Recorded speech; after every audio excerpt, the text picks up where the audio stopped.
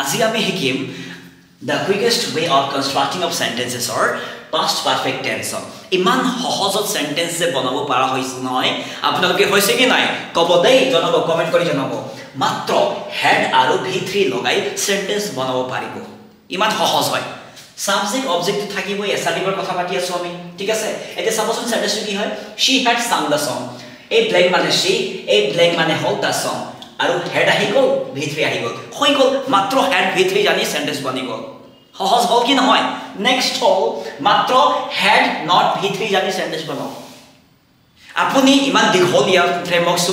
মুখস্থ নকৰা কৈও আপুনি সেন্টেন্স বনাব পাৰিব খুব সহজ বুজি পাইছেনে সাপোজ নেগেটিভ এছাৰ্টিভত she had not sung the song মানে সাপোজ ব্ল্যাঙ্ক মানে she এই ব্ল্যাঙ্ক মানে হল the song head আহি গল not আহি গল v3 হৈ গল ইয়াতকৈ যদি ছুটি ফ্ৰেমৱৰ্ক যদি আপোনাৰ ওচৰত আছে প্লিজ